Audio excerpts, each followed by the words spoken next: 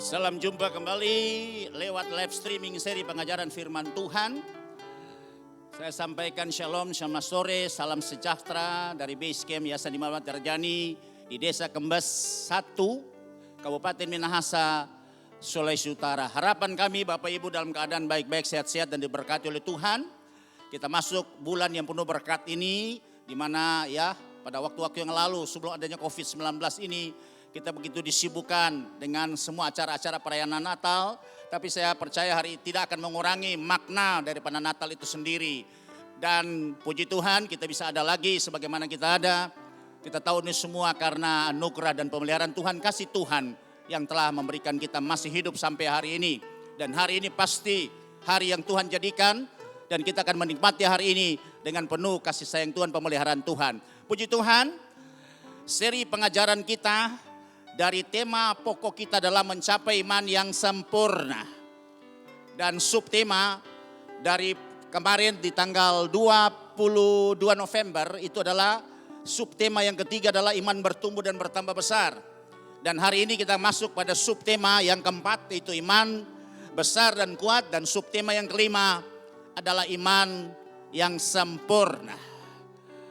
Haleluya. Sebab itu hari ini Bapak Ibu, saudara sekalian, kita sudah siap untuk mengikuti pelajaran live streaming pengajaran firman Tuhan.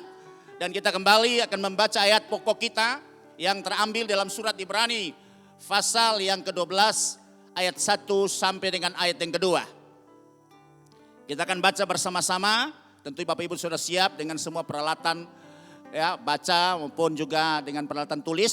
Silakan pada perhitungan yang kedua kita akan membaca ayat pokok kita di dalam surat Ibrani pasal 12 ayat yang pertama sampai kedua. 2, 3. Karena kita mempunyai banyak saksi bagaikan awan yang mengelilingi kita, marilah kita menanggalkan semua beban dan dosa yang begitu merintangi kita dan berlomba dengan tekun dalam perlombaan yang diwajibkan bagi kita. Ayat yang kedua, marilah kita melakukannya dengan mata yang tertuju kepada Yesus yang memimpin kita dalam iman dan yang membawa iman kita itu kepada kesempurnaan, yang dengan mengabaikan kehinaan tekun memikul salib ganti sukacita yang disediakan bagi Dia yang sekarang duduk di sebelah kanan takhta Allah. Demikian pembacaan ayat pokok kita dari judul tema utama kita, iman, mencapai iman yang sempurna. Kita tahu pada bagian B dari pelajaran kita yang lalu itu disebut dengan tahapan pertumbuhan iman. Dan ada 5 tahapan pertumbuhan iman, saya ulangi lagi untuk mengingatkan kembali. Yaitu 1, iman lahir, kita sudah pelajari pada tanggal 1 November ya, yang lalu. Kemudian yang kedua adalah iman hidup, keahlian hidup, itu materinya nanti Bapak Ibu bisa lihat pelajaran tanggal 15 November ya, tahun 2020 yang lalu. Dan yang ketiga adalah iman bertumbuh dan bertambah besar, itu bisa lihat materi pengajaran pada tanggal 22 November yang lalu. Dan sekarang kita akan masuk pada subtema yang keempat dari tahapan pertumbuhan iman adalah iman besar dan kuat. Jadi bukan cuma besar saja, tapi besar dan kuat. Kata kuat di sini maksudnya dia tangguh untuk bisa memikul tekanan, masalah, persoalan, bahkan beban-beban hidup maupun ancaman terhadap iman kita sendiri. Jadi bukan besar saja, tapi harus besar dan kuat. Makanya kita bisa lihat iman besar dan kuat itu mempunyai alasan atau ada persyaratannya. Harus iman itu memiliki dasar. Dan iman yang dasarnya adalah Yesus Kristus. Ibarat saudara sebuah gedung, apalagi kalau bertingkat banyak, itu pasti saudara yang lihat dari permukaan tanah, dari pelatarannya, itu sampai ke ujung menjulang tinggi, ya, pencakar langit itu, saudara hanya lihat yang atasnya. Dia bisa berdiri megah, dia begitu cemerlang ya. Tapi saudara nggak tahu bahwa ada bagian yang di bawah yang tidak kelihatan, yaitu disebut dengan pondasinya, alasnya, yang menahan semua bagian atas daripada gedung itu. Supaya ketika goncangan terjadi, atau badai atau angin atau beban-beban yang dari atas. Baik beban statisnya berat dari itu gedung sendiri maupun juga beban-beban yang ditambahkan beban dinamis dari penghuni orang yang akan menempati ruangan-ruangan daripada gedung itu. Maka dia harus memiliki pondasi yang akan sanggup menahan bagian atasnya.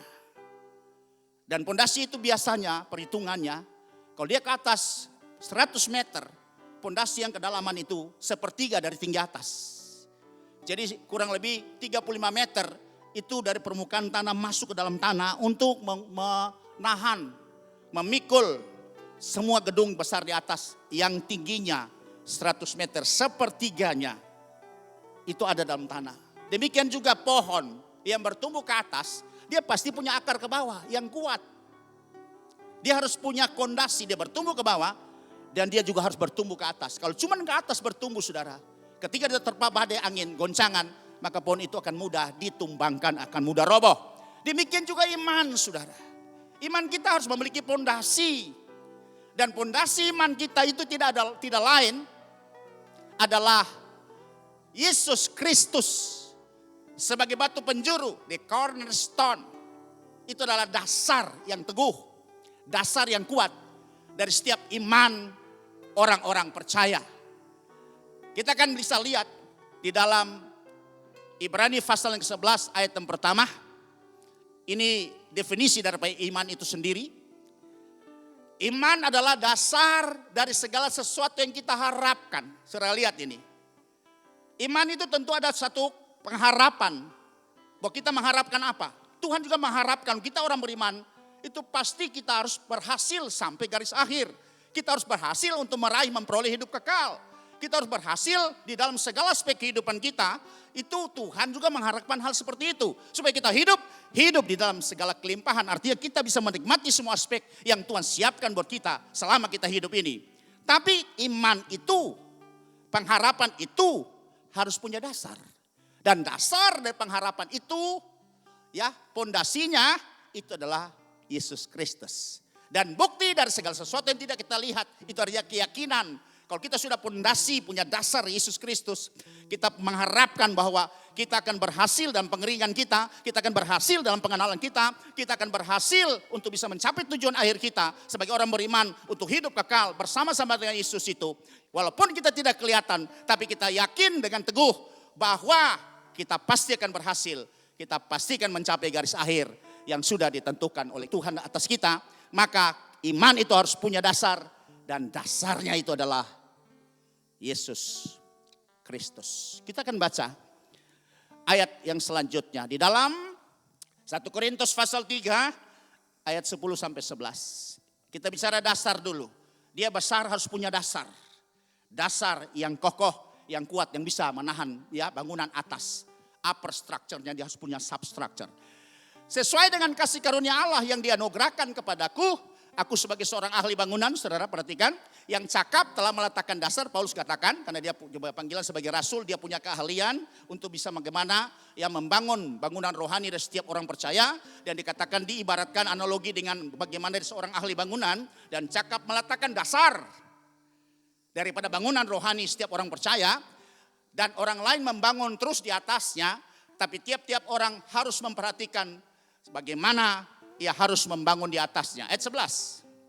Karena tidak ada seorang pun yang dapat meletakkan dasar lain daripada dasar yang telah diletakkan, yaitu Yesus Kristus sebagai batu penjuru, Yesus Kristus sebagai pondasi daripada bangunan ya iman kita, daripada bangunan rohani kita. Dan ayat begitu jelas sudah memberikan kita penjelasan iman adalah dasar dari segala sesuatu yang kita harapkan. Pengharapan itu berhasil kalau dasar iman kita diletakkan kepada pondasi yaitu Yesus Kristus. Kita baca ayat selanjutnya dalam Galatia pasal 3 ayat yang ke-22 sampai 25. Ini penting ini ayat ini, 3 ayat ini. Demikian kita akan baca, tetapi kitab suci telah mengurung segala sesuatu di bawah kekuasaan dosa, supaya oleh karena iman dalam Yesus Kristus, janji itu diberikan kepada mereka yang percaya. Ayat 23. Sebelum iman itu datang, kita berada di bawah pengawalan hukum Taurat. Sebelum iman itu datang. Hukum Taurat yang mengawali semua orang percaya. Semua orang ya yang beriman kepada Tuhan, kepada Yahweh, Adonai Elohim. Dan dikurung sampai iman itu telah dinyatakan. Apakah iman itu sudah dinyatakan? Kita baca selanjutnya ayat yang ke-24. Jadi hukum Taurat adalah penuntun bagi kita sampai iman itu datang. Dan siapa ke iman itu? Yesus Kristus. Supaya kita dibenarkan oleh karena iman, bukan karena Taurat, saudara. Taurat hanya pengantar sampai kita memperoleh iman itu. Iman yang sejati.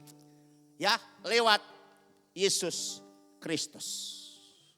Dia pengantar dan sesudah selesai Yesus Kristus sudah mengambil alih akan membawa iman kita dari satu tempat from glory to glory, from faith to faith, terus dari satu iman kepada iman yang berikut sampai mencapai kesempurnaan. Haleluya. Teks Alkitab di dalam Ibrani 11 ayat 1 itu mendefinisikan iman adalah dalam bahasa Yunani disebut dengan hypostatis, ya. Itu memiliki dua arti. Yang pertama, itu dalam bahasa Yunaninya sesuatu yang diletakkan atau ditempatkan di bawah. Sebagai alasnya. Kalau kita belajar ilmu konstruksi namanya substructure. Yang di atas yang kelihatan menjulang nyata itu, menjulang tinggi di atas keluar permukaan tanah itu namanya upper structure. Tapi yang tenggelam di dalam yang tidak kelihatan itu adalah substructure. Yang disebut dengan pondasi dari bangunan itu. Itu pengertian yang pertama, karena iman itu didefinisikan dengan hypostatis dalam bahasa Yunani. Yang kedua, memiliki pondasi kokoh, hal-hal yang betul-betul menghakikat atau substansi, karena merupakan dasar dari sesuatu, hal-hal yang menghakikat. Jaminan, di dalamnya ada jaminan, ada garansi, dan keyakinan yang teguh. Itu arti dari hypostatis. Kita lanjut. Dengan dasar Yesus Kristus, maka iman kita akan bertumbuh menjadi besar. Tidak akan stagnan, tidak kerdil, tidak tetap kuat menghadapi tekanan, penolakan, ancaman, penghinaan, dan berbagai goncangan. Saudara perhatikan, kalau dasar kita Yesus Kristus, maka pondasi iman kita, bangunan iman kita, itu akan tidak statis. Dia akan bertumbuh. Karena Tuhan menaruh iman dalam setiap kita ketika kita mendengar firman Kristus. Bapa mengharapkan bahwa iman itu akan bertumbuh dalam hidup kita setiap orang percaya. Dia tidak bisa stagnan, dia tidak bisa kerdil, dia tidak bisa statis. Dan dia bertumbuh. Dan kita sudah belajar dari beberapa subtemanya iman hidup dan iman bertumbuh itu. Karena memang belajar firman Tuhan, mendengar firman Tuhan, berkatakan firman Tuhan. Dan juga mengalami tekanan dan penganiayaan ujian, saudara. Dia bertumbuh. Dan dia bertumbuh terus menjadi kuat. Dia mengakar ke bawah. Dia akan bertumbuh ke atas. Ada keseimbangan, saudara. Sehingga iman yang seperti ini, iman yang betul-betul tidak bisa akan lemah. Dan akhirnya bisa murtad, saudara. Sebab dasarnya Kristus. Bukan dasarnya dibangun oleh aturan manusia. Atau hukum-hukum manusia, ketetapan manusia. Atau doktrin manusia, atau dogma manusia. Atau hal-hal yang dikatakan kebenaran manusia. Atau yang lebih seru lagi adalah tradisi dan adat istiadat. Itu bukan dasar daripada iman Kristen. Iman Kristen harus murni. Dasarnya adalah Yesus Kristus sebagai batu penjuru. Dan kebenarannya yang tidak bisa ditambah dan tidak bisa dikurangi. Itulah iman yang sejati, iman yang murni, iman yang suci yang akan bertumbuh. Dan iman itulah yang betul-betul bisa membuat Tuhan kagum dan terpesona. Dan juga membuat kita bisa melihat iman itu juga yang bisa mendatangkan kuasa yang supranatural untuk dinikmati oleh kita sebagai orang percaya, orang beriman. Dan sudah lihat ini, ada satu contoh di sini. Bahwa seorang perempuan, ya perempuan Kanaan, dia tinggal di Kanaan. Tapi perempuan ini orang kebangsaan Yunani. Dari ras sukunya tuh Sirofenesia. Dia tinggal di tempat di Kanaan, saudara. Ya, dia punya masalah, dia punya anak perempuan itu ya mengalami masalah. Dia sakit, akar tartos, sedikit histeria, suka lari dalam keadaan yang telanjang dan memalukan sekali. Karena orang Yunani itu orang ningrat, saudara. Pada zaman itu bangsa Yunani baru selesai menjajah orang Israel. Sesudah diambil alih kembali oleh Romawi, saudara. Jadi mereka adalah orang-orang ningrat pada saat itu, sehingga kalau anaknya mengalami hal seperti ini sangat memalukan keluarganya. Dia sudah mencari pertolongan kemana-mana, saudara. Tapi tidak berhasil anak ini. Ya, anak ini sangat menderita ketika sakit datang pada waktu-waktunya dan keluarganya sangat terganggu. Dan mereka semua prihatin dan begitu sangat mengasihi anak ini. Sehingga mereka sudah berupaya mencari pertolongan kemana-mana tabib yang ada pada saat itu. Karena orang Yunani juga orang yang cukup pintar-pintar, saudara. Mereka orang-orang aristokrat, mereka orang-orang yang ya katakanlah banyak sekali filsuf-filsuf yang lahir dari Yunani. Sehingga mereka orang yang betul terdidik, saudara. Jadi mereka sudah upaya secara maksimal tapi tidak berhasil. Tapi ketika dia dengar ada satu pribadi yang namanya Yesus. Timbul imannya. Dia percaya, dia yakin. Hanya oknum ini saja. Dia sudah punya ambil keputusan, kesimpulan. Sebab upaya yang sudah dilakukan selama ini tidak membuahkan hasil. Dia sudah ambil satu keputusan. Hanya Yesus saja. Yesus Kristus ini saja yang bisa menyembuhkan anak saya. Yang bisa menyelesaikan persoalan saya. Yang bisa dapat memulihkan anak saya. Yang bisa betul-betul mengangkat hidup kami, keluarga kami. Hanya satu sendiri pribadi ini. Yang pasti tentunya selama Yesus melayani, dia sudah banyak mendengar.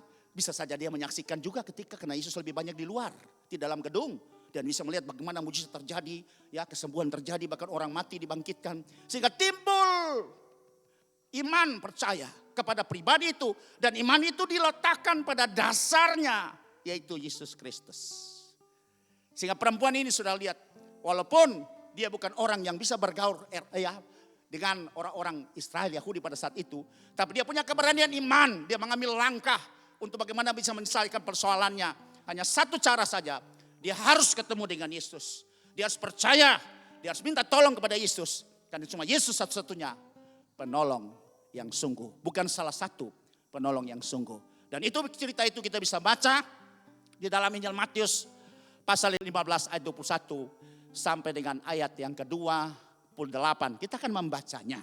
Lalu Yesus pergi dari situ dan menyingkir ke daerah Tirus Sidon. Jadi Yesus ini rencananya cuma mau rehat juga, mau refreshing dengan murid-muridnya. Maka menyingkir ke utara di daerahnya Tirus Sidon.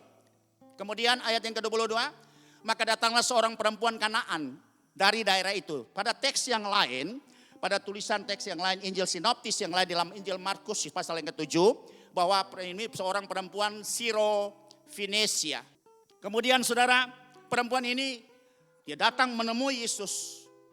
Dia masuk dari kerumunan penjagaan pasti oleh rasul-rasul karena Yesus mau istirahat di dalam. Pasti ada satpam yang jaga pintu depan. Sehingga pasti dia dihadang. Tapi dia sudah punya tekad, dasar imannya udah kuat. Cuman kepada Yesus saja aku bisa memperoleh pengharapan. Dan pengharapan itu pasti pengharapan yang tidak mengecewakan. Dia sudah punya satu komitmen yang kuat. Ya, sebab itu dia tidak peduli apapun halangan, apapun rintangan, penolakan yang terjadi, bahkan persekusi yang terjadi. Dia tetap terobos, dia mau menanggulangi, dia mau melewati semua tantangan itu. Dan ini terjadi karena dia memiliki iman yang dasarnya adalah Yesus Kristus. Maka datang seorang perempuan Kanaan dari daerah itu dan berseru, ini sudah masuk ke dalam. Karena Yesus lagi duduk di meja, kemudian Yesus lagi lagi santai, kemudian lagi mau makan di situ. Tapi dia sudah masuk sampai ke dalam. Dia tersungkur dan berseru. Ya, dia katakan, kasihanilah aku ya Tuhan anak Daud. Karena anakku perempuan kerasukan setan dan sangat menderita. Dia tahu bahwa Yesus kapasitasnya adalah Tuhan. Saudara perhatikan, garis bawahi kata Tuhan. Dari keturunan Daud. Itu adalah raja. Dia percaya orang ini berarti orang yang dikirim khusus utusan. Dan dia mempercayai. Sebab itu dia katakan kasihanilah aku. Dia membutuhkan belas kasihan. Dia bermohon. Karena anakku perempuan kerasukan setan dan sangat menderita. Ayat lanjut saudara. Tapi Yesus sama sekali tidak menjawabnya. Lalu murid-muridnya datang dan meminta kepadanya. Suruhlah ia pergi. Ia mengikuti kita dengan berteriak-teriak. Jadi dia sudah bikin kerusuhan di dalam rumah. Di tempat Yesus sekarang lagi ya istirahat di sana saudara. Karena dia dengan suara yang nyaring pasti berseru karena minta tolong dalam keadaan yang panik, dalam keadaan yang tertekan, dalam keadaan yang tidak berdaya, dalam keadaan yang putus asa. Tapi dia tahu sekarang oknum yang sudah ketemu ini itulah dasar daripada pengharapan dia yang pasti membawa dia kepada pemulihan yang akan terjadi buat anaknya. Sebab itu dia tidak peduli saudara, dia tetap terus ada di situ, dia bertahan di situ. Dan dia minta kepada Yesus, dia bermohon, dia mengetok pintu hati Yesus 24 ayatnya. Jawab Yesus, aku diutus hanya kepada domba-domba yang hilang dari umat Israel. Wow saudara. Satu jawaban yang betul-betul membuat dia shock tentunya. Kalau kita sudah menghadapi psikosis seperti ini, sudah datang dengan begitu ya punya pengharapan bahwa ini akan bisa berhasil. Tapi ternyata mengalami penolakan. Yesus tidak terlalu meresponi antusiasme kepada perempuan ini. Dia sudah teriak-teriak situ, Yesus datang aja. Kurang lebih mungkin duduk santai saja di situ. Terus Yesus ngomong, aku datang bukan untuk domba-domba yang lain, tapi khusus untuk domba Israel yang hilang. Berarti aku tidak punya kesempatan. Aku tidak punya kesempatan. Berarti aku gagal dalam pertemuan ini. Berarti aku tidak akan bisa berhasil. Dia tidak terpengaruh. Dia sudah punya ketakutan bahwa imanku hanya aku taruh dasar kepada Yesus Kristus. Dan pengharapan cuma ada dalam Yesus Kristus. Saudara perhatikan ini. Ayat yang ke-25. Tetap perempuan itu mendekat dan menyembah dia sambil berkata, Tuhan tolonglah aku tetap. Terus dia tidak pernah mundur saudara. Ayat 26. Tapi Yesus menjawab, tidak patut mengambil roti yang disediakan bagi anak-anak dan melemparkannya kepada anjing. Saudara, ini lebih parah lagi, penghinaan yang luar biasa saudara. Memang orang Israel tidak boleh bergaul dengan bangsa yang di luar Israel. Itu memang haram hukumnya. Sebab itu Yesus ngomong lagi, aku datang bukan untuk kau. Aku datang hanya khusus untuk Israel. Tapi dia katakan di sini, tidak patut untuk roti yang harus disediakan bagi anak-anak yang dilemparkan kepada anjing. Dia tersinggung? No, saudara. Ayat 27. Kata perempuan itu, benar Tuhan, namun anjing itu makan remah-remah yang jatuh dari meja Tuhan. Wow. Iman yang sudah tidak bisa tergoyahkan. Dengan tekanan, dengan persekusi, dengan penghinaan dan berupa apapun juga sudah perhatikan. Dia sudah punya dasar. Iman kepada Yesus yang tidak bisa tergoyahkan. Mari hari ini kita belajar dari cerita ini. Yang sudah berulang-ulang mungkin dikhotbahkan. Tapi kita mesti melihat makna daripada cerita ini. Daripada peristiwa ini. Karena ini peristiwa nyata saudara. Apa yang terjadi di ayat 28? Maka Yesus menjawab dan berkata kepadanya, hai ibu, besar imanmu. Maka jadilah kepadamu seperti yang kau kehendaki. Dan seketika itu juga anaknya sembuh. Iman yang besar. Yang dibangun dengan dasar Yesus Kristus. Yang mengalami tekanan, penghinaan, penolakan, persekusi. Tapi tidak pernah mundur. Bertahan terus. Sampai pengharapannya bisa menjadi kenyataan. Sampai imannya bisa membuahkan hasil. Dan hasilnya anaknya dipulihkan oleh Tuhan. Itulah iman yang besar. Yang sudah bertumbuh. Dan kita mencatat bahwa ibu ini memiliki iman yang besar. Bukan iman yang pas-pasan. Bukan iman yang cuma sekadar sebesar biji sesawi. Kiranya contoh ini cukup bisa memberkati kita. Kemudian pada bagian yang berikut, iman yang besar dan kuat itu, tadi bahwa dasarnya adalah Yesus Kristus. Yang kedua, bahwa iman yang besar dan kuat itu harus mengakui dan menerima Yesus Kristus sebagai Tuhan dan Kristus. Dalam mempersiapkan tema ini, materi ini, ada satu bagian yang perlu saya jelaskan lebih detail lagi. Harus mengakui dan menerima. Jangan hanya mengakui saja. Tapi harus mengakui dan menerima Yesus sebagai Tuhan dan Kristus. Ini ada perbedaan yang cukup signifikan. Ada punya makna yang sangat dalam dan yang betul-betul sangat teologis sekali. Supaya saudara perlu tahu. Di dalam Kisah pasal 2 ayat 36. Jadi seluruh kaum Israel harus tahu dengan pasti bahwa Allah telah membuat Yesus yang kamu salibkan itu menjadi Tuhan dan Kristus. Selama ini kita selalu membaca ayat ini. Selama ini kita selalu sebut-sebut Yesus sebagai Tuhan dan Kristus. Tapi makna apa? Maksudnya apa? Yesus itu sebagai Tuhan dan Kristus. Dan hari ini kita bisa melihat makna atau maksud daripada Yesus yang memiliki kapasitas sebagai Tuhan dan Kristus. Supaya iman yang kita bangun memiliki dasar yang seperti ini akan kuat, dia akan bertumbuh cepat dan bisa mencapai hasil daripada iman kita, yaitu pengharapan-pengharapan yang tidak mengecewakan. Kita akan lihat di dalam bagian yang pertama, Yesus sebagai Tuhan. Dan ini memang sangat bertentangan dengan banyak sekali kepercayaan. Dan banyak sekali orang menolak bahwa Yesus yang adalah manusia kok sebagai Tuhan. Dan iman Kristen tentunya tetap kita percayai bahwa Yesus adalah Tuhan. Dalam ini Yohanes pasal yang pertama ayat pertama dikatakan, pada mulanya adalah firman dan firman itu bersama-sama dengan Allah dan firman itu adalah Allah. Satu unity, firman dan Allah. Kemudian ayat 14, firman itu telah menjadi manusia dan diam di antara kita. Dan kita telah melihat kemuliaannya, yaitu kemuliaan yang diberikan kepadanya sebagai anak tunggal Bapa, penuh kasih, karunia, dan kebenaran, saudara. Firman itu telah menjadi manusia. Saya mau tegaskan lagi, kita sebagai orang Kristen yang beriman kepada Yesus, kita percaya bahwa Tuhan Allah bisa menjelma, berinkarnasi jadi manusia. Tapi kita tidak percaya bahwa manusia bisa jadi Allah atau manusia bisa jadi Tuhan. Sedangkan manusia jadi Superman saja, cuma ada di film. Ya, dan itu dalam bentuk cuman fantasi atau imajinasi. Tapi kita percaya bahwa Tuhan akan sanggup, mampu, terlalu mampu, sangat bisa membuat dirinya, menyederhanakan dirinya menjadi manusia. Itu yang disebut dengan humiliation of Christ, perendahan Kristus atau penghinaan Kristus. Dia merendahkan dirinya menjadi seperti manusia. Dalam rangka apa? Memberikan teladan dan contoh untuk membawa kita supaya kita bisa memperoleh iman yang sesungguhnya, iman yang sejati, supaya kita bisa memperoleh hidup yang kekal.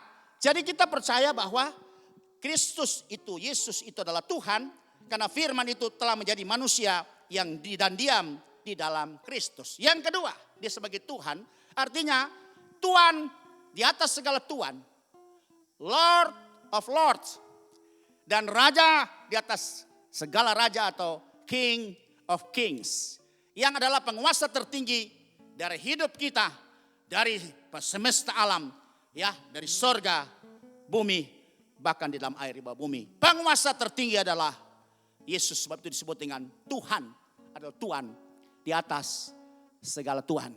Itu kita bisa baca dalam surat 1 Timotius pasal 6 ayat 15. Ada kita Wahyu juga, nanti Bapak Ibu baca sendiri. Tapi saya menegaskan sini apa arti daripada kata Tuhan itu sendiri. Itu adalah Tuhan di atas segala Tuhan, atau Tuhan di atas semua Tuhan yang ada. Yaitu saat yang akan ditentukan oleh penguasa yang satu-satunya dan yang penuh bahagia.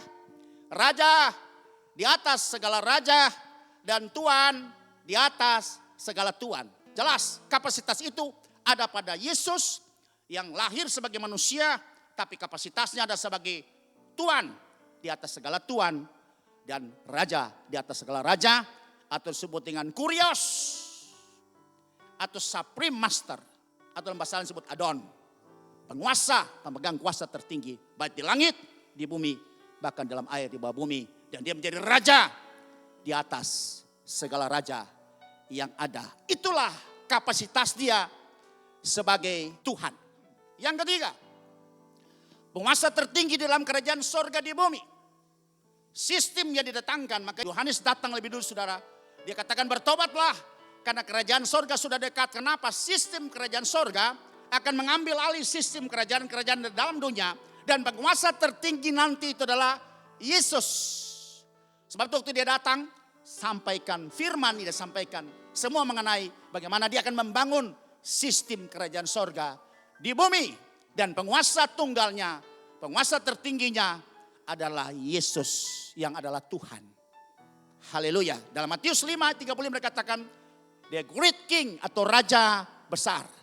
Maupun demi bumi karena bumi adalah tumpuan kakinya. Ataupun demi Yerusalem karena Yerusalem adalah kota raja besar. Ayat yang lain kita bisa lihat. Wahyu 11 ayat 15. Lalu malaikat yang ketujuh meniup sangkakalanya. Dan terdengarlah suara nyaring di dalam surga, katanya pemerintahan atas dunia dipegang oleh Tuhan kita. Perhatikan. Dan dia yang diurapinya. Dan ia akan memerintah sebagai raja sampai selama-lamanya di bumi. Ya, dia sebagai Tuhan dan juga dia sebagai raja. Pada bagian selanjutnya, pada bagian yang kedua tadi sebagai Tuhan, dan sekarang apa makna maksudnya dia sebagai Kristus.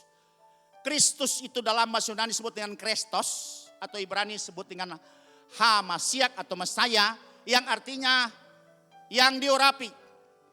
Ada 3 jabatan dalam upacara pengangkatan dengan pengurapan minyak. Ya, ada 3 jabatan pada perjanjian lama sampai sekarang juga, bahwa pengangkatan dengan pengurapan minyak yang pertama adalah nabi, yang kedua adalah imam, dan ketiga adalah raja. Di sini saya coba membuat detailnya atau rinciannya, uraiannya.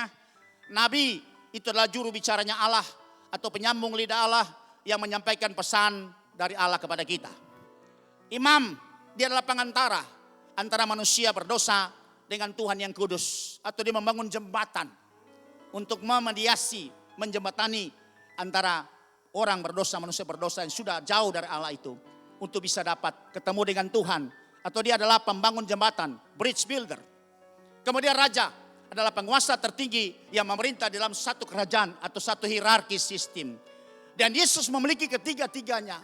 Dia juga sebagai nabi, dia juga sebagai imam besar, high priest, dan dia sebagai raja di raja atau raja di atas segala raja.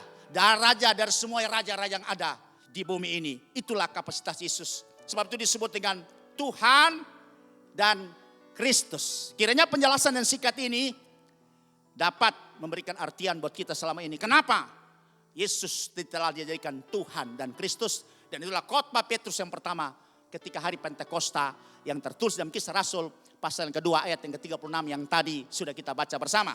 Dan kita bisa melihat satu contoh, ya, di mana Yesus menyembuhkan hamba seorang perwira di Kapernaum. Ini seorang perwira Romawi, ya, pangkatnya, ya, kalau perwira mungkin kapten pada saat itu. Dan dia termasuk orang yang sangat dekat sekali dengan orang-orang Yahudi saat itu. Mungkin dia sudah percaya juga mengikuti agama mereka, sebutnya proselit. Dan dia banyak sekali, ya, memberkati mereka, memberi sedekah kepada orang-orang Yahudi, membangun juga tempat fasilitas rumah-rumah ibadah mereka. Dan satu saat ada hamba yang paling dia kasih itu menderita sakit yang dia hargai. Ini orang ini luar biasa. Dia orang Romawi, pangkat perwira, kan, tapi kemudian hatinya betul-betul hati yang sudah diubah oleh Tuhan. Dia memiliki hati yang penuh dengan belas kasihan. Dan Alkitab mencatat di sini dengan perikop dari lembaga Alkitab, Yesus menyembuhkan hamba seorang perwira di Kapernaum. Kita akan baca Matius 8 ayat 5 sampai 13. Saya senang kita baca ayat ini seluruhnya. Supaya kita bisa sama-sama melihat, membaca, dan kita bisa menyimak di dalamnya. Ada banyak pelajaran yang harus kita, ya, mengerti bahwa disinilah bagaimana kita bisa melihat seorang yang bukan orang Israel dan bukan orang Yahudi, bukan orang yang katakanlah punya kebiasaan tradisi beribadah. Ini orang luar, ya, orang Romawi yang datang sebagai penjajah di tempat mereka, orang Israel dan Yahudi. Tapi bagaimana kehidupan rohaninya, bagaimana pengenalan dia akan Tuhan secara luar biasa. Sehingga betul-betul dia mengetahui siapakah Yesus itu. Dan kita bisa baca di sini dalam Matius pasal 8 ayat 5 ketika Yesus masuk ke Kapernaum. Kapernaum itu ada di Galilea, wilayah Galilea, itu bagian utara. Kalau tengah itu Samaria, baru selatan itu Yudea, saudara. Jadi kalau saudara lihat di peta itu, bagian utaranya sebut dengan Galilea, wilayah Galilea, di antara Kapernaum, di situ ada Kapernaum. Kemudian ada yang juga daerah tengah yang disebut dengan Samaria, dan selatan Yudea. Ketika Yesus masuk ke Kapernaum, datanglah seorang, jadi Kapernaum dekat Galilea, saudara. Datanglah seorang perwira mendapatkan dia dan memohon kepadanya. Perwira, dan perwira ini pangkatnya kurang lebih kapten. Dia perwira di kerajaan Romawi. Dia katakan, Tuhan, hambaku terbaring di rumah karena sakit lumpuh dan dia sangat menderita. Kalau pada Injil Sinoptis yang lain dikatakan bahwa hambanya ini sangat dihargai oleh perwira ini. Ada di dalam Lukas pasal 7. Yesus berkata kepadanya, aku akan datang menyembuhkannya. Kemudian lanjut ayat yang ke-8. Tapi jawab perwira itu kepadanya, Tuhan, aku tidak layak menerima Tuhan di dalam rumahku. Dia sudah tahu kenapa. Dia orang Romawi, dia tahu tradisi adat istiadat Yahudi. Ya, kebiasaan bahwa orang Yahudi, Israel tidak akan bergaul dengan bangsa-bangsa lain yang di luar, ya, Yahudi. Sebab itu dia tahu pasti Yesus akan bermasalah kalau datang ke rumahnya. Dia sudah tahu. Dan dia tentunya punya iman, saudara lihat dia punya iman. Walaupun Yesus tidak perlu hadir ke rumahnya. Tidak perlu langsung menjamah, ya. Katakan hambanya yang sakit. Tapi dia tahu ada kuasa yang bisa Yesus lakukan tanpa ketemu, tidak perlu dengan jamahan. Tapi kuasa itu bisa mengalir secara supranatural dan bisa menjamah, ya, hambanya yang sakit dan bisa sembuh. Ini iman daripada seorang perwira. Kalau Yesus bilang ayo kau ke rumah, ya silakan. Itu yang dia butuhkan, saudara. Tapi dia tahu Yesus akan bermasalah. Dia ini tahu kapasitas Yesus, tidak perlu hadir pun kuasa bisa mengalir. Ini yang saudara harus belajar di sini. Ayat yang 9, sebab aku sendiri seorang bawahan. Sudah lihat ada satu pertanyaan yang memang selama ini masih misterius. Saya belum dapat jawaban yang begitu pas. Apa makna dari perkataan perwira Romawi ini kepada Yesus? Sehingga ini menjadi satu yang merupakan katakanlah poin yang sangat menentukan bagi Yesus. Sebab aku sendiri seorang bawahan. Dia mulai uraikan seperti itu. Apa alasannya? Dan di bawahku ada pula prajurit. Jika aku berkata kepada salah seorang prajurit pergi, maka ia pergi. Dan kepada seorang lagi datang, maka ia akan datang. Ataupun kepada hambaku kerjakanlah ini, maka ia mengerjakannya. Jadi sudah perhatikan di sini. Dia katakan begini, saya nih di atas kan ada petinggi saya. Ada kaisar. Saya bawahan dari mereka. Tapi di bawah saya ada prajurit. Itu merupakan bawahan saya. Kalau saya perintahkan dia pergi, dia pergi. Kalau saya perintahkan dia datang, dia datang. Kalau saya suruh kerjakan, dia kerjakan pasti. Karena sistem tentara militer, saudara. Tidak ada alasan, tidak bertele-tele, tidak boleh menolak, saudara. Jadi tahu ini berarti dia tahu persis ini sistem. Kenapa dia berkata kepada Yesus? Demikian. Ini persoalannya, saudara. Seperti dia tahu bahwa Yesus ini adalah kurios. Dia adalah Tuhan. Dia penguasa. Dia adalah Raja. Sebab itu dia punya sistem kerajaan yang sekarang datang lagi dibangun di bumi. Kalau dia perintahkan apa saja pasti akan terjadi. Orang Israel Yahudi tidak mengerti kapasitas Yesus sebagai Tuhan dan Kristus. Tapi seorang perwira Romawi, dia mengerti kapasitas Yesus. Seperti dia bilang, Yesus tidak usah merepotkan diri. Kau punya kuasa, kau punya otoritas yang cukup, memerintahkan saja. Maka semua bisa terjadi. Karena engkau menguasai sistem kerajaan sorga. Engkau datang membangun sistem itu. Dan engkau menjadi tuan atas sistem kerajaan itu. Engkau memenangkan pucuk pemerintahan tertinggi. Ayat yang ke-10.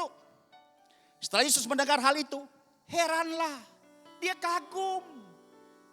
Dia terpesona. Dalam bahasa Yunani disebut dengan Tomaso. Bayangin saudara, seorang iman, seorang perwira membuat Yesus kagum terpesona. Karena orang ini kok bisa tahu sistem kerajaan. Sebab aku datang sebagai penguasa kurios. Aku datang sebagai Tuhan di atas segala Tuhan. Tuhan di atas segala Tuhan. Raja di atas segala raja.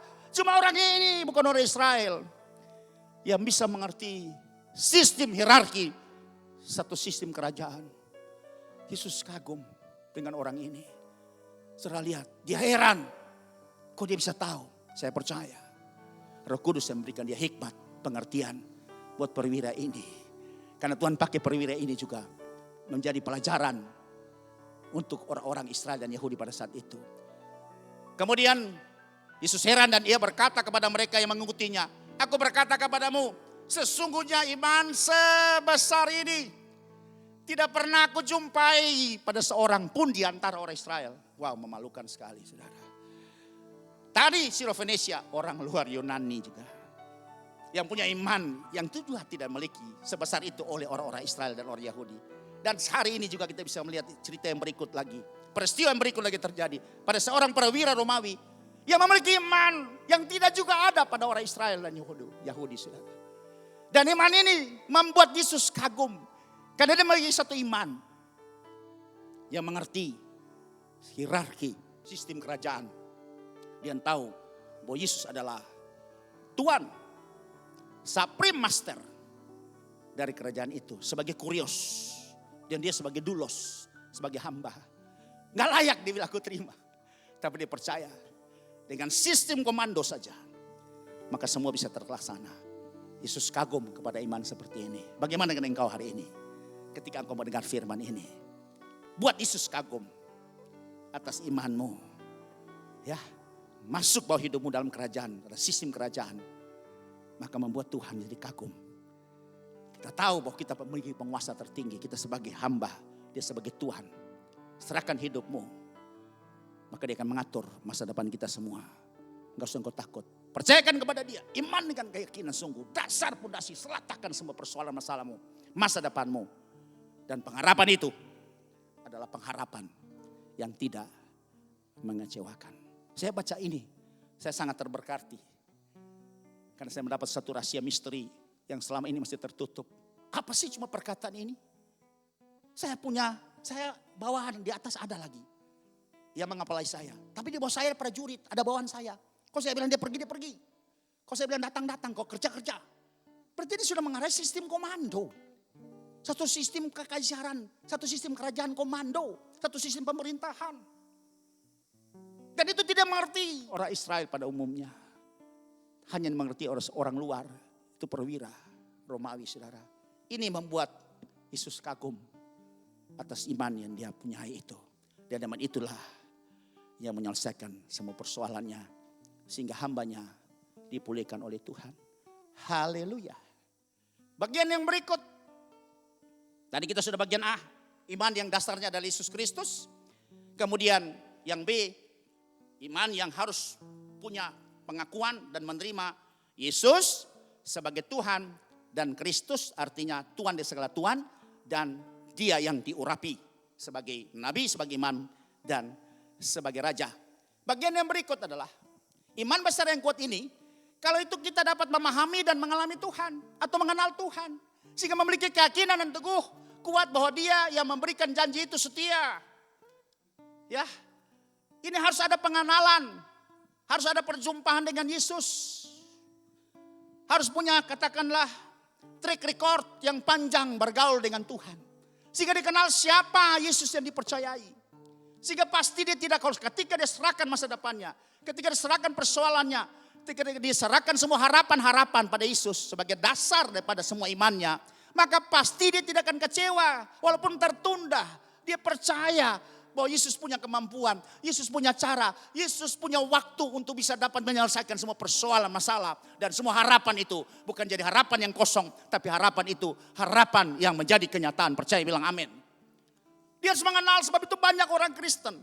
Harus engkau punya pengenalan akan Tuhan. Engkau harus percaya kepada Tuhan. Kalau engkau punya pengenalan yang panjang. Banyak mengalami masalah. Banyak mengalami pertolongan Tuhan. Masalah datang, pertolongan datang. Ketika engkau mengalami persoalan, ada jalan keluar. Ketika engkau sakit disembuhkan. Ketika engkau dalam keadaan yang kritis, Tuhan turun tangan. Kalau persoalan terjadi terus dalam hidupmu, maka punya pengalaman yang kuat. Kalau masa lalu Tuhan tolong. Apapun yang saya hadapi hari ini, dia tetap akan menolong saya. Tapi ingat, bukan waktumu, waktu Tuhan. Pengalaman ini yang membuat banyak sekali tokoh-tokoh iman yang dicatat dalam surat Ibrani pasal 11 ini berhasil. Karena mereka punya pengalaman berjalan bersama-sama dengan Tuhan. Ya, kita mesti punya pengalaman. Gak usah takut persoalan. Jangan lari dari persoalan. Jangan lari dari masalah. Hadapi saja. Supaya kita bisa punya pengalaman. Iman kita bisa bertumbuh. Pengenalan akan Tuhan semakin hari semakin kuat. Dan ketika goncangan itu datang, persoalan datang lebih besar lagi. Kita tetap kuat untuk bisa menghadapinya. Dan kita pasti akan bisa keluar sebagai pemenang. Bahkan lebih daripada orang-orang yang menang. Beberapa saksi-saksi iman misalnya. Itu bisa lihat. Bagaimana Henok terangkat ke sorga. Dalam Ibrani pasal yang ke-11 ayat 5. Kita bisa baca. Ini galeri orang-orang beriman, tokoh-tokoh beriman dicatat dalam surat Ibrani, semua sudah bisa baca. Tapi saya angkat 3 tokoh saja hari ini. Yang pertama adalah Henok. Karena iman Henok terangkat, saudara. Dia bisa terangkat. Sempurna berarti dia terangkat. Loh, hidup-hidup lo terangkat. Orang pertama yang terangkat itu Henok. Nanti menyusul kemudian Elia. Kemudian Tuhan Yesus. Nanti berikut kita semua akan terangkat juga bersama-sama. Percaya bilang amin. Supaya dia tidak mengalami kematian. Dan dia tidak ditemukan karena Allah telah mengangkatnya. Sebab sebelum ia terangkat, ia memperoleh kesaksian bahwa ia berkenan kepada Allah. Ini ada orang yang berkenan kepada Allah. Henok berkenan kepada Allah. Ya, dia tidak mati, tapi dia terangkat hidup-hidup. Luar biasa imannya. Mari kita melihat apa kunci rahasianya di sini. Kita baca dalam kitab Kejadian. Pasal yang kelima, ayat 22 sampai dengan ayat yang ke-24. Dan Henok hidup bergaul dengan Allah selama 300 tahun lagi. Jadi pada saat Henok berumur 65 tahun, dia melahirkan anak yang berikut namanya Metusalah. Itu usia 65 tahun. Sudah itu Henok bergaul dengan Tuhan 300 tahun. Dan 365 tahun usianya, dia terangkat ke sorga. Hidup-hidup tidak mengalami kematian. Setelah ia memperanakan Metusalah, ia memperanakan anak laki-laki dan perempuan. Ayat 23. Jadi Henok mencapai umur 365 tahun. memang di zaman itu galeri orang-orang yang umur panjang ada di Kejadian pasal 5. Itu semua rata-rata 800-900 tahun saudara mereka hidup. Karena usia mereka di bawah 1000 tahun. Ya, sebelum umur manusia dikurangi.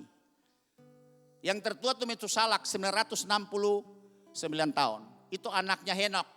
Nah kemudian kita lihat dia merana Metusalak pada usia 65 tahun. Kalau 65 tahun mungkin zaman itu ya mungkin sekitar, kalau zaman sekarang kita kira-kira 15-16 tahun kali perbandingannya. Karena mereka 1000. Kalau kita 100 banding 10 kali kan. Jadi Henok mencapai umur 365 tahun. Ayat yang ke-24 saudara perhatikan. Dan Henok hidup bergaul dengan Allah. Lalu ia tidak ada lagi sebab ia telah diangkat oleh, sudah lihat di sini. Jadi Henok bisa mencapai iman yang sempurna karena dia memang dekat suka bergaul dengan Allah. Maka iman selalu mendapat suplai, ada roh iman yang ditambahkan bagi dia. Dia mendapat karunia iman sehingga imannya bertumbuh terus semakin hari semakin besar. Sampai satu iman itu mencapai iman yang level tertinggi hingga bisa menggerakkan hal-hal yang supranatural masuk pada dimensi yang supranatural. Kalau Henok bisa mengalami ini, saya percaya Alkitab mencatat ini bukan khusus untuk Henok. Berarti juga menjadi pembelajaran buat kita untuk kita bisa mengalami hal-hal dimensi iman yang supranatural. Percaya bilang amin. Supaya kita jadi orang Kristen yang jangan jadi orang Kristen tradisi. Yang harus melihat pakai logika rasionalisasi dan kasat mata. Tapi kita bisa lihat Alkitab mencatat. Dan ini bukan dongeng, bukan legenda. Tapi peristiwa nyata terjadi. Karena bergaul. Maka imannya tersuplai terus bertambah-tambah. Ini yang saya katakan tadi. Dia harus mengalami dan memahami Tuhan. Dengan cara apa? Dia harus bergaul dengan Tuhan. Bagaimana kita bisa memahami seseorang? Orang yang paling mungkin memahami hidup saya adalah istri saya. Tidak ada orang lain yang lebih memahami dan mengenal saya. Kenapa? Kita bergaul dekat terus. Selama sejak menikah, ya 39 tahun yang lalu sampai hari ini saudara. Dan dia sangat memahami, saya juga memahami dia. Kenapa? Bergaul. Orang lain cuma kenal di luar. Bapak ibu mungkin kenal saya bentuk saja di luar saja. Tapi yang sangat memahami saya adalah istri saya karena dia bergaul dengan saya. Kurun waktu hampir 40 tahun saudara. Begitu juga Henok. Dia sangat mengenal siapakah Tuhan dia sembah. Yahweh, Adonai, Elohim dia sembah. Karena dia bergaul. Seperti iman bertumbuh juga. Karena kita bergaul dengan Tuhan. Saya perhatikan ini bagian ketiga yang penting sekali. Karena bergaul dengan Tuhan. Maka berdampak iman kita bertumbuh. Lanjut tokoh yang kedua. Noh dengan taat mempersiapkan bahtera. Ibrani 11 ayat 7. Karena iman maka Nuh dengan petunjuk Allah tentang sesuatu yang belum kelihatan. Dia belum lihat. Dengan taat. Bagaimana dia bisa taat? Kan dia percayai. Mempersiapkan bahtera untuk menyelamatkan keluarganya. Dan karena iman itu ia menghukum dunia. Dan ia ditentukan untuk menerima kebenaran. Sesuai dengan imannya. Jadi saudara ini pasti sekolah minggu udah tahu cerita ini. Saya ulangi aja secara cepat ya. Noh disuruh bikin bahtera untuk menyelamatkan keluarganya dia dan orang-orang yang mau ikut dengan dia. Maka Noah menginjil saat itu. Dan bahtera dibuat di gunung. Bahtera panjangnya 300 hasta, 135 meter. 1,3 kali lapangan sepak bola, panjang lapangan sepak bola. Lebarnya 50 hasta, kurang lebih 22,5 meter. Tingginya 30 hasta, itu 13,5 meter saudara. Itu pakai alat sebesar apa? Tapi Noah taat melakukannya. Bayangin saudara. Kenapa Noah bisa melakukan di sini dengan begitu luar biasa? Ya, seperti harus mematikan semua rasionalisasi dan logikanya. Dia hanya belajar taat kepada Tuhan, mempercayai Tuhan, dia yakin kepada Tuhan. Tuhan yang memerintahkan, dia taat dan dia pasti akan diberi kesanggupan karena Tuhan pasti akan turut bekerja bersama-sama dengan dia untuk bisa menyelesaikan semua yang diperintahkan oleh Tuhan. Noah tidak melihat kondisi manusiawinya, tapi dia percaya Tuhan dia sembah adalah Allah yang berkuasa. Dia berfirman pasti jadi. Kalau dia melibatkan kita dalam proyeknya dia, dalam pekerjaannya dia, dalam pelayanannya dia, kita harus percaya bahwa kita pasti berhasil. Karena kita bukan kerja sendiri, kita kerja karena Tuhan menyertai kita. Segala perkara dapat kutanggung dalam Tuhanku Yesus yang memberikan kekuatan kepada kita. Haleluya. Haleluya. Mari kita lihat ayat pembandingnya. Ada ayat yang sangat memberkati. Kita bisa lihat di dalam Kejadian pasal 6 ayat 8 sampai 9. Jadi kita lihat sini, ayat ini menulis tetapi Nuh mendapat kasih karunia di mata Tuhan. Hanya Nuh ya. Kemudian ayat 9. Inilah riwayat Nuh. Nuh adalah seorang yang benar dan tidak bercela di antara orang-orang sesamanya. Dia hidup saleh kudus ya. Tentu sesuai dengan kehendak Tuhan. Dan Nuh itu hidup apa? Bergaul dengan Allah. Kalau tadi Henok bergaul 300 tahun. Saya nggak tahu Nuh berapa tahun dia bergaul dengan Allah. Tapi saya mau ngangkat di sini bahwa tokoh-tokoh yang luar biasa, yang melakukan satu dimensi yang supranatural dengan imannya adalah orang-orang yang dekat dengan Tuhan. Orang-orang yang akrab, ya, orang-orang yang selalu bersama-sama dengan Tuhan atau bergaul dengan Tuhan. Bahwa dia mendapat supply hal-hal yang supranatural oleh Tuhan. Sehingga bisa melakukan perkara-perkara yang besar. Perkara-perkara yang mustahil bagi manusia. Tapi tidak mustahil bagi Tuhan. Haleluya. Mari saudara lihat dari contoh-contoh ini. Kita bisa mengambil pelajaran. Untuk kita mulai membangun hubungan kita. Bergaul dengan Tuhan. Dalam doa, penyembahan, merenungkan firman, baca firman, renungkan firman. Dan kita pasti juga akan mengalami mujizat yang sama. Kita pasti akan mengalami berkat yang sama. Yang ketiga, dari tokoh Alkitab mencatat saksi-saksi iman, Abraham dan Sarah beroleh kekuatan untuk menurunkan ke anak cucu. Kita baca Ibrani 11 ayat 11 dan 12. Karena iman dia juga, artinya karena iman maka Abraham juga dan Sarah beroleh apa? Kekuatan untuk menurunkan anak cucu walaupun usianya sudah lewat. Artinya sudah mati pucuk, yang satu sudah menopause. Kemudian karena ia menganggap dia yang memberikan janji itu setia. Ayat 12. Itulah sebabnya maka dari satu orang malahan orang yang telah mati pucuk, jelas Alkitab mencatat, terpancar keturunan besar seperti bintang di langit dan seperti pasir tepi laut yang tidak terhitung banyaknya. Padahal sudah tidak punya kemungkinan untuk bisa menurunkan keturunan. Tapi bagi Tuhan tidak ada yang mustahil. Haleluya. Percaya bilang amin. Mari ayat pembanding kita akan lihat dalam surat Roma pasal 4. Penjelasan lebih jelas lagi oleh Paulus kepada orang-orang di Roma. Ayat 18 sampai dengan ayat yang ke-22. Sebab sekalipun tidak ada dasar untuk berharap. Nah, secara logika, secara natural kehidupan manusia, Abraham dan Sarah tidak punya dasar untuk berharap. Wong satu udah mati pucuk, satu sudah kandungannya tertutup, apalagi yang mau diharapkan. Tidak ada harapan, tidak ada kemungkinan lagi untuk bisa menurunkan keturunan. Satu sudah kakek, satu sudah nenek, hampir 100 tahun dan 90 tahun saudara. Karena waktu Ishak lahir, Abraham berumur 100 tahun dan Sarah berumur 90 tahun. Mustahil saudara, mereka sudah kakek dan nenek. Tapi saudara lihat di sini, sebab sekalipun tidak ada dasar untuk berharap.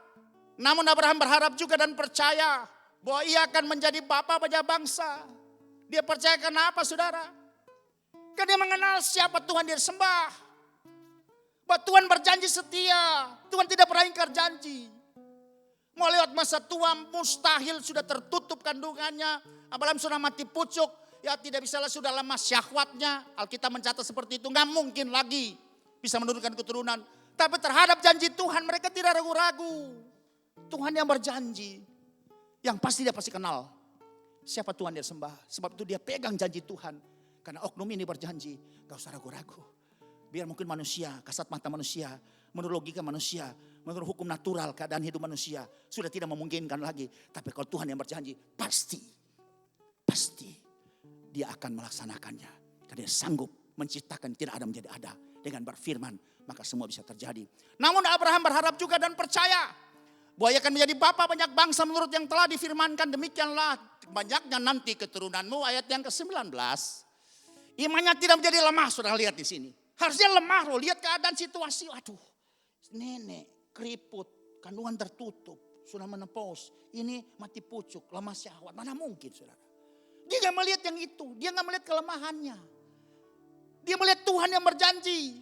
Padahal dia sudah sangat lemah. Tapi imannya tidak pernah lemah. Tidak menjadi weak in faith. Walaupun dia mengetahui bahwa tubuhnya sudah sangat lemah. Karena usianya telah kira-kira 100 tahun. Dan bahwa rahim Sarah telah tertutup. Ayat lanjut. Nah, saudara perhatikan. Tetapi, ada kata tetapi. Yang ini sudah tidak pengharapan. Ini kata tetapi selalu sesuatu yang ya bertolak belakang, sesuatu yang sebaliknya. Tetapi terhadap janji Allah, ia tidak bimbang karena ketidakpercayaannya. Malah ia diperkuat dalam iman, strengthened in faith. Imannya bukan dia lemah karena melihat, tapi imannya berharap kepada Tuhan. Mata dia tujukan kepada Tuhan, pengharapan dia gantung kepada Tuhan, dasar imannya kepada Tuhan. Sehingga kokoh terus, bahkan bukan lemah, tapi dia berkuat dalam imannya. Dan ia memuliakan Allah. Haleluya, 21. Dan dengan penuh keyakinan bahwa Allah berkuasa untuk melaksanakan apa yang telah ia janjikan, walaupun bagi manusia mustahil, tidak punya kemungkinan. Saudara, pegang ini. Ayat 22, ayat yang terakhir. Karena itu, hal ini diperhitungkan kepadanya sebagai apa? Kebenaran.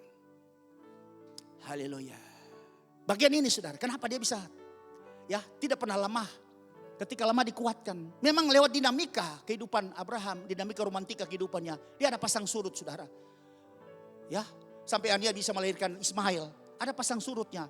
Tapi ketika terus pengalaman panjang, dia mengalami Tuhan, pertolongan Tuhan dari waktu ke waktu dengan berbagai peristiwa, maka menjadi kuat imannya. Dan di sini kuncinya kita bisa baca dalam surat Yakobus pasal 2 ayat yang ke-23. Haleluya. Dengan jalan demikian genaplah nas yang mengatakan, lalu percayalah Abraham kepada Allah, maka Allah memperhitungkan hal itu kepadanya sebagai apa? Kebenaran, seperti yang kita sudah baca tadi di Roma pasal 4 ayat yang ke-22. Karena itu Abraham disebut sebagai apa? Kenapa disebut sahabat Allah? Berarti mereka ini sering bergaul bersama-sama, sering berjalan bersama-sama. Abraham tidak terlepas dari genggaman Tuhan, penyertaan Tuhan. Tuhan sering menyertai dia. Abraham lama Tuhan datang, tahan kuat, jangan takut. Ini yang menentukan saudara. Dimensi iman kita bisa sampai kepada dimensi yang supranatural. Karena bagaimana pergaulan kita dengan Tuhan. Bagaimana dengan saudara hari ini. Saudara mau menikmati dimensi yang supranatural dengan Tuhan. Tingkatkan pergaulan saudara. Perbaiki hubunganmu dengan Tuhan. Maka aku akan melihat mujizat demi mujizat terjadi. Iman yang kau miliki menjadi iman yang besar. Iman yang kuat. Iman yang bisa betul-betul menarik kuasa Tuhan. Dan iman yang seperti itu yang bisa membuat Tuhan heran, terpesona dan kagum. Haleluya. Karena hubungan ya, karena sering bergaul bersama-sama dengan Tuhan. Haleluya. Harapan saya hari ini bagian yang keempat ini, ya, kemampuan saya untuk menjelaskan terbatas dan waktu kita terbatas. Tapi bagi Tuhan tidak mustahil, kiranya Roh Kudus akan menjelaskan lebih sempurna lagi. Dalam setiap kita yang sudah mendengar kebenaran firman Tuhan ini, sejauh mana suara ini bisa didengar. Kita akan masuk bagian yang kelima. Hari ini kita tuntaskan mengenai pelajaran mencapai iman yang sempurna. Siapa bilang iman tidak bisa sempurna? Bisa. Alkitab mencatat kok. Kalau Tuhan bilang iman bisa sempurna, hendaklah engkau sempurna, haruslah engkau sempurna karena Bapamu sempurna. Pasti bisa. Makanya saya tunjukkan cara-caranya, strateginya untuk kita bisa mencapai iman yang sempurna itu. Kita masuk pada subtema yang kelima adalah iman yang sempurna. Iman yang sempurna adalah iman yang menggenapi seluruh rencana Allah. Oh, sudah tidak ada halangan lagi. Iman yang tidak bisa lagi ya bisa dihalangi oleh apapun juga. Rencana Allah siap akan digenapi ketika kita mencapai level yang sudah dimensi supranatural seperti mencapai iman yang sudah sempurna seperti ini. Maka tidak ada halangan lagi. Dari waktu ke waktu penggenapan demi penggenapan akan terjadi. Dalam hidup kita, dalam keluarga kita, dalam karier kita, dalam usaha pekerjaan kita, dalam hubungan suami istri kita, dalam keluarga kita, dalam masyarakat kita, dalam berbangsa dan negara. Apapun juga yang kita kerjakan. Hari ini maka terjadi seperti apa yang Tuhan kehendaki. Tidak ada lagi yang bisa menghalangi. Ya, menggenapi seluruh rencana Allah dalam hidup kita bagi setiap orang percaya yang bergerak di dalam dimensi bukan yang natural yang biasa-biasa, tapi yang supranatural, yang ilahi, yang extraordinary. Inilah iman yang sudah mencapai level di atas iman yang besar dan kuat. Sebab itu saudara, terus tingkatkan, jaga hubunganmu, bergaul terus, hidup berkenan kepada Tuhan. Maka ada suplai kuasa yang turun dalam hidupmu. ada spirit daripada iman, roh iman itu akan terus memenuhi kita dari waktu ke waktu. Ada karunia-karunia terus iman itu bertambah-tambah.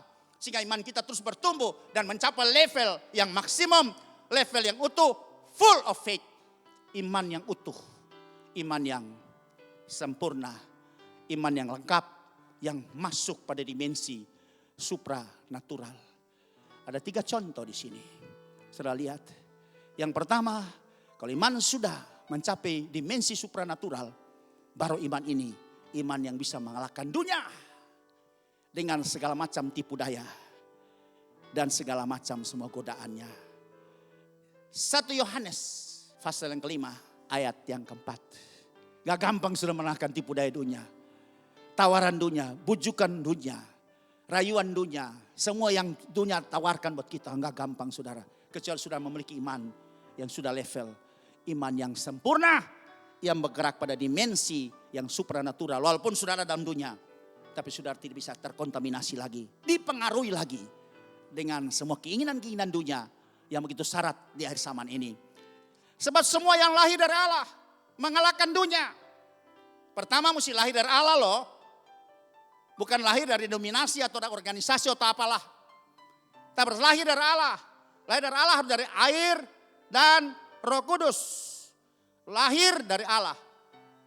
Lahir dari Allah, Yohanes 3:5, itu ayat sudah terkenal sekali. Ya, menjadi anak-anak Allah dari air dan Roh Kudus. Saya lanjut, itu nanti pada bagian yang lain. Dan inilah kemenangan yang mengalahkan dunia adalah apa? Iman kita. Iman kita mengalahkan dunia, artinya iman ini yang bisa menguasai, mengendalikan semua tipu daya dunia.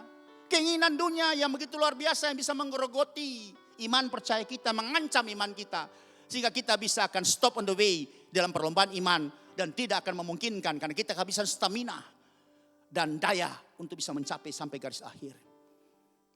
Itu yang Paulus katakan, aku telah mencapai garis akhir. Aku telah mengakhiri pertandingan yang baik. Aku telah mencapai garis akhir. Karena aku apa? Telah memelihara iman. Iman yang terpelihara, iman yang tersuplai oleh hal-hal yang ilahi. Terus memelihara iman kita karena pergaulan kita dengan Tuhan, bergaul dengan Tuhan. Maka iman ini mengalahkan dunia. Dan keinginan dunia itu kita bisa baca dalam surat 1 Yohanes pasal 2 ayat yang ke-15 sampai dengan yang 17. Janganlah kamu mengasihi dunia dan apa yang ada di dalamnya. Jikalau orang yang mengasihi dunia, maka kasih akan Bapa tidak ada di dalam orang itu. Jelas, kalau sampai tidak ada kasih Bapa, berarti singkatnya saudara binasa. Saudara akan kehabisan iman, dan tanpa iman tidak mungkin orang berkenan kepada Tuhan. Sebab segala sesuatu yang tidak berdasarkan iman adalah dosa. Dunia menawarkan. Dia menawarkan supaya kita tertarik. Sehingga kasih kita akan Bapa membuat iman kita menjadi iman yang sekarat. Ayat yang ke-16. Sebab semua yang ada dalam dunia, yaitu keinginan daging, ya, hawa nafsu, dan keinginan mata, serta keangkuhan hidup. 3 saudara. Keinginan daging, keinginan mata, keangkuhan hidup. Ini adalah senjata yang paling sangat handal yang dipakai iblis dari sejak Taman Firdaus. Dia menggoda, dia merayu Adam dan Hawa. Ketika Hawa melihat buah itu, wah kelihatannya indah, menarik. Terus kemudian apa? Dia ingin makan. Waktu matanya mulai, ya, keinginan matanya mulai ditaklukkan oleh iblis, maka timbul hawa nafsu, keinginan makan. Kemudian iblis bilang, kamu akan bisa jadi sama seperti Tuhan. 3 keinginan ini saudara, yang selalu ada dalam hidup kita sampai hari ini, yang dikuasai oleh dunia ini. Saudara tidak bisa mengalahkan keinginan seperti ini, kecuali saudara bergaul dengan Tuhan. Pondasi imannya taruh pada Yesus sungguh-sungguh. Kemudian engkau terus jadikan dia sebagai Tuhan dan Raja atas hidupmu. Engkau bergaul terus dari waktu ke waktu, dia tuntun hidupmu. Menyerah absolut, menyerahkan seluruhnya. Maka engkau akan bisa mengalahkan dunia. Engkau bisa akan, ya, menaklukkan semua keinginan ini. Keinginan daging ada pada kita. Keinginan mata ada pada kita. Dan keangkuhan hidup, pride of life itu bisa kita kalahkan. Dengan apa? Iman yang tersuplai dari sorga untuk bisa mengalahkan ini. Haleluya. Bagian yang berikut. Iman yang memindahkan gunung. Nah, kalau iman sudah sempurna, baru iman bisa memindahkan gunung. Kita baca Matius 17 ayat 20. Ia berkata kepada mereka, karena kamu kurang percaya. Ini kurang percaya kalau dalam terjemahan disebut dengan little faith atau iman kecil. Kurang percaya, percaya tapi sedikit. Kandungan percayanya sedikit. Sebab aku berkata kepadamu, sesungguhnya sekiranya kamu mempunyai iman sebesar biji sesawi, berarti kecil sekali imannya ya. Saja kamu dapat berkata kepada gunung ini pindah dari tempat ini ke sana, maka gunung ini akan pindah dan takkan ada yang mustahil bagimu. Oh, jadi iman yang kecil seperti biji sesawi tentunya belum dapat punya kesanggupan, punya potensi, punya kapasitas, punya kapabilitas memindahkan gunung. Gunung bicara persoalan, masalah, tantangan. Ya, gunung bisa berbicara juga mengenai hal-hal yang nanti ke depan kita bisa ada hal-hal yang harus kita mesti menghadapinya dengan ya kekuatan manusia yang sangat terbatas. Itu semua termasuk di dalamnya. Gunung juga bisa bicara perjuangan kita untuk mencapai tujuan. Dan gunung juga bisa berbicara juga bagaimana kita bisa mencapai prestasi-prestasi yang tinggi. Dengan iman yang seperti ini kita tidak bisa akan memindahkan gunung. Tidak bisa akan capai. Tidak bisa akan juga melampauinya. Tidak bisa akan mengalahkannya. Tapi iman yang harus mesti iman yang sudah diperbesar. Dan level iman ini harus iman yang sempurna. Dan kita bisa baca di dalam 1 Korintus pasal 13 ayat yang kedua. Demikian bunyinya, sekalipun aku mempunyai karunia untuk bernubuat. Dan aku mengetahui segala rahasia dan memiliki seluruh pengetahuan. Dan sekalipun aku memiliki iman yang sempurna. Iman yang sempurna untuk apa? Memindahkan gunung. Jadi untuk memindahkan gunung harus imannya sempurna. Nggak bisa iman cuma sebesar biji sesawi, sekadar biji sesawi nggak bisa saudara. Kalau iman itu sudah ditumbuh kembangkan, di grow up jadi iman yang besar, ya iman yang kuat, akhirnya masuk pada level iman yang sempurna, iman yang sudah punya dimensi supranatural, baru iman ini bisa memindahkan semua gunung yang berhadapan dengan kita. Bisa dipindahkan. Atau kita diberi kemampuan untuk bisa dapat melewati, menanggulangi ya semua rintangan-rintangan yang sekarang kita hadapi ke depan ini. Baik beban hidup, tantangan apapun juga. Dalam semua aspek kehidupan manusia sudah termasuk di dalamnya. Makanya dikatakan untuk memindahkan gunung, tetapi jika aku tidak mempunyai kasih, aku sama sekali tidak berguna. Artinya iman harus berjalan bersama-sama dengan kasih. Seperti Galatia pasal 5 ayat 6 kembali, iman itu harus mesti dikendalikan oleh kasih. Ada kandungannya, ada kontennya kasih. Pak, iman itu menjadi bukan fanatik, tapi iman betul-betul yang bisa mengasihi, yang di dalamnya ada kasih Tuhan. Ya, itulah iman yang sejati. Bagian yang berikut, yang C, yang ketiga dari iman yang sempurna. Ini pada level iman yang seperti ini, iman yang sudah bisa mengalahkan maut. Iman yang sudah bisa mengatasi ancaman maut. Kalau kita mencapai level iman yang sempurna. Jelas saudara, di dalam Injil Matius pasal yang ke-16 ayat 18 sampai 19. Tuhan katakan, dan aku pun berkata kepadamu, engkau adalah Petrus, dan di atas batu karang ini aku akan mendirikan jemaatku dan alam maut tidak akan menguasainya. Selalu perhatikan ini dulu. Dan aku pun, Yesus berkata kepada ya Petrus dan teman-temannya semua, engkau adalah Petrus. Kalau Petrus itu bagian kecil daripada Petra, batu. A fragment of a rock. Kepingan ampas batu. Tuhan tidak dirikan gerejanya di atas ampas batu, saudara. Tapi Tuhan katakan engkau Petrus cuma ampasnya batu.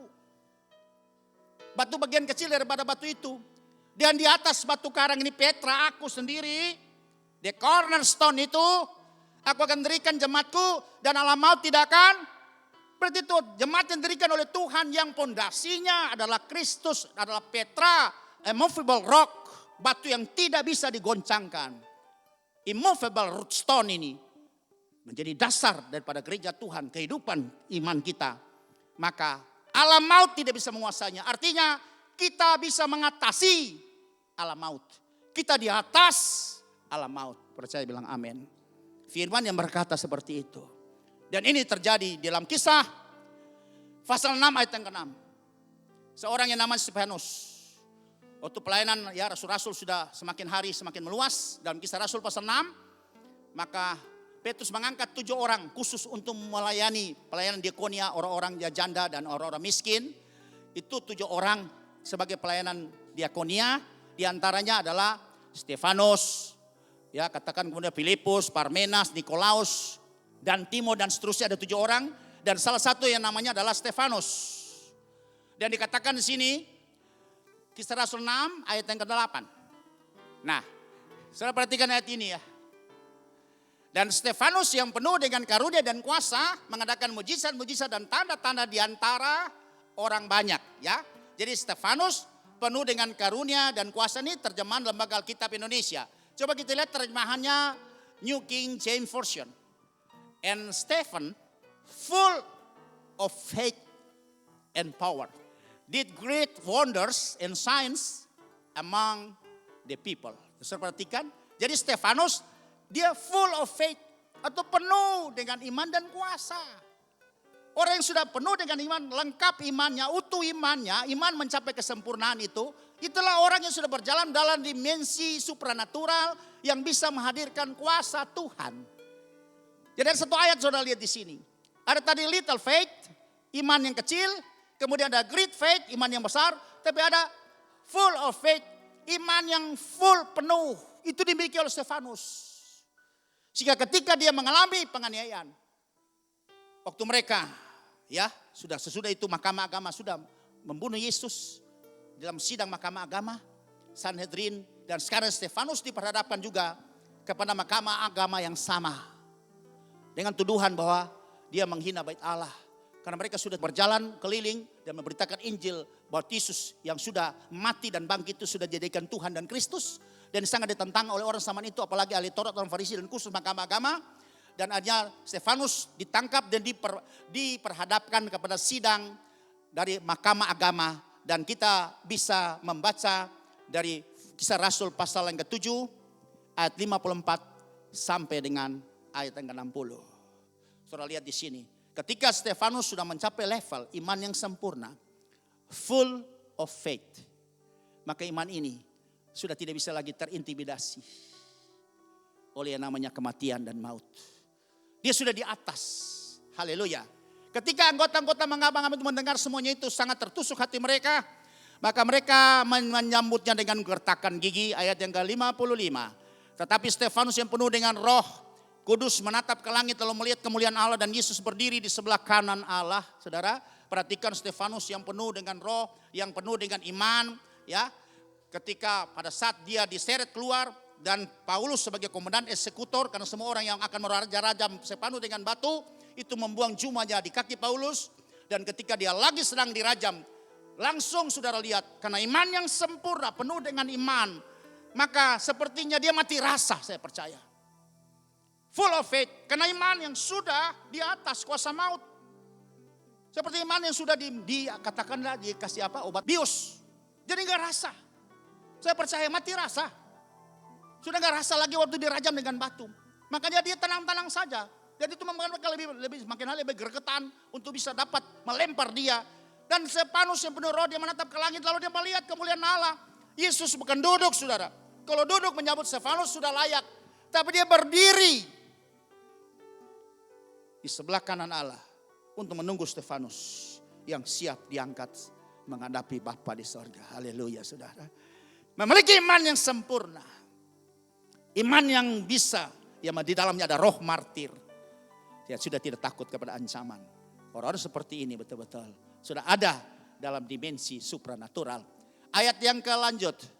Lalu katanya, sungguh aku melihat langit terbuka dan anak manusia berdiri sebelah kanan Allah. 57. Maka berteriak-teriaklah mereka dan sambil menutup telinga serentak menyerbu dia.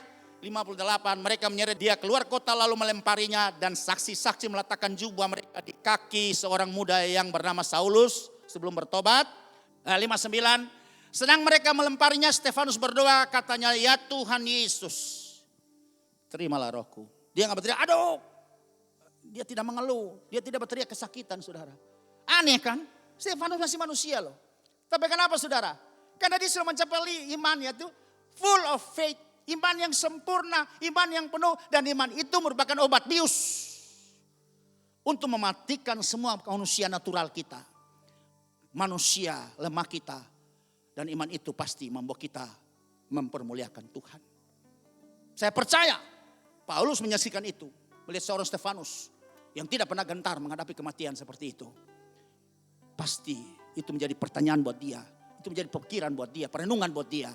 Sedang mereka melemparnya setahun berdoa, katanya, ya Tuhan Yesus, terimalah rohku dan 60 yang terakhir, sambil berlutut dan berseru dengan suara nyaring, Tuhan, janganlah tanggungkan dosa ini kepada mereka.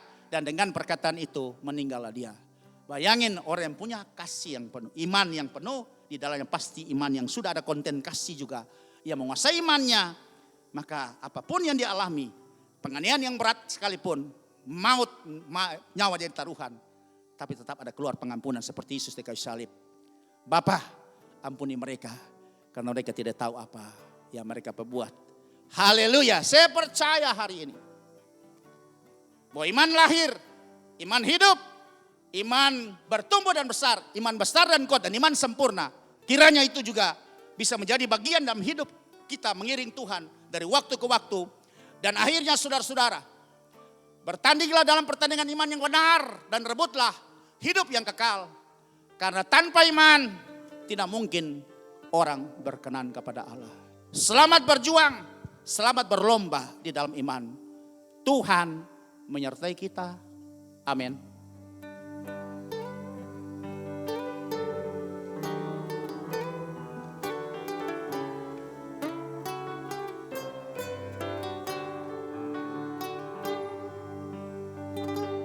You are beautiful beyond description, too marvelous for words,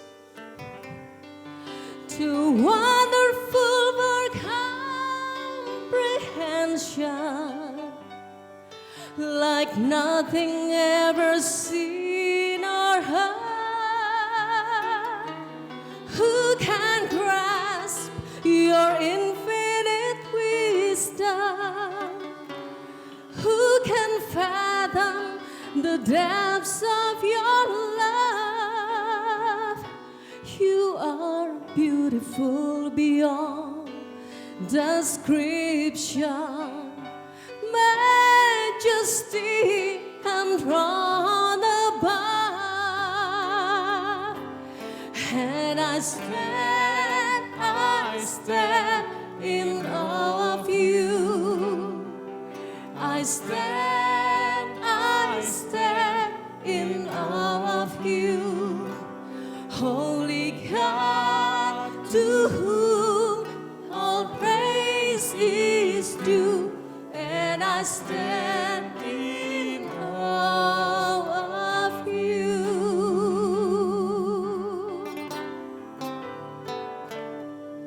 Sungguh indah tiada taranya, sungguh menakjubkan,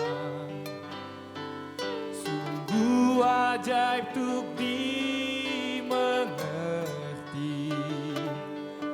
lebih dari semua yang ada. Hikmatmu tiada terselami, kasihmu dalam tak terduga. Kau sungguh indah tiada taranya, mulia dan berkuasa. Ku kagum hormat akan Engkau, ku kagum hormat akan Engkau. Kau Allah yang layak dipuji, ku kagum akan Engkau, ku kagum hormat akan Engkau, ku kagum hormat akan Engkau. Kau Allah yang layak dipuji, ku kagum akan